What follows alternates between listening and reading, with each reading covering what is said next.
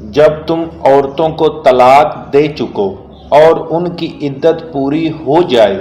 تو ان کو دوسرے شوہروں کے ساتھ جب وہ آپس میں جائز طور پر راضی ہو جائیں نکاح کرنے سے مت روکو۔ اس حکم سے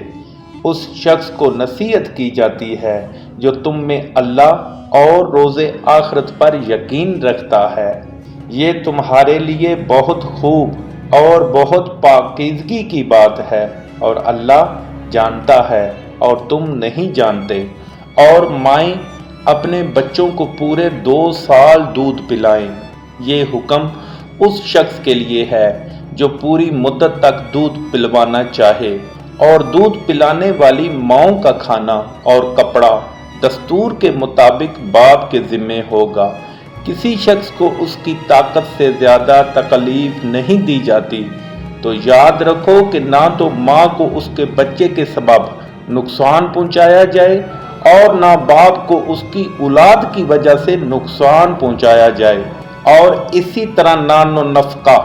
بچے کے وارث کے ذمہ ہے۔ اور اگر دونوں یعنی ماں باپ آپس کی رضامندی اور صلاح سے بچے کا دودھ چھڑانا چاہیں تو ان پر کچھ گناہ نہیں، اور اگر تم اپنی اولاد کو دودھ پلوانا چاہو تو تم پر کچھ گناہ نہیں، بشرطے کہ تم دونوں پلانے والیوں کو دستور کے مطابق ان کا حق جو تم نے دینا کیا تھا دے دو۔ اور اللہ سے ڈرتے رہو اور جان رکھو کہ جو کچھ تم کرتے ہو اللہ اس کو دیکھ رہا ہے۔ اور جو لوگ تم میں سے مر جائیں اور عورتیں چھوڑ جائیں تو عورتیں 4 مہینے اور 10 دن اپنے آپ کو روکے رہیں، اور جب یہ عدت پوری کر چکیں اور اپنے حق میں پسندیدہ کام یعنی نکاح کر لیں تو ان پر کچھ گناہ نہیں، اور اللہ تمہارے سب کاموں سے واقف ہے۔ اور اگر تم کنائے کی باتوں میں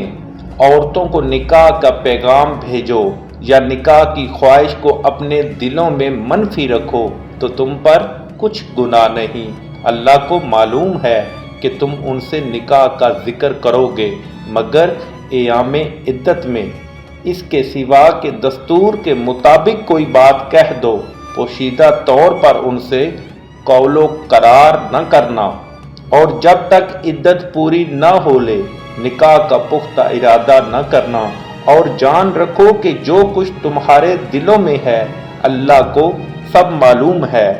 تو اس سے ڈرتے رہو اور جان رکھو کہ اللہ بخشنے والا اور حلم والا ہے۔ اور اگر تم عورتوں کو ان کے پاس جانے یا ان کا مہر مقرر کرنے سے پہلے طلاق دے دو تو تم پر کچھ گناہ نہیں، ہاں ان کو دستور کے مطابق کچھ خرچ ضرور دو، یعنی مقدور والا اپنے مقدور کے مطابق دے اور تنگ دست اپنی حیثیت کے مطابق۔ نیک لوگوں پر یہ ایک طرح کا حق ہے۔ اور اگر تم عورتوں کو ان کے پاس جانے سے پہلے طلاق دے دو لیکن مہر مقرر کر چکے ہو تو آدھا مہر دینا ہوگا۔ اگر عورتیں مہر بخش دیں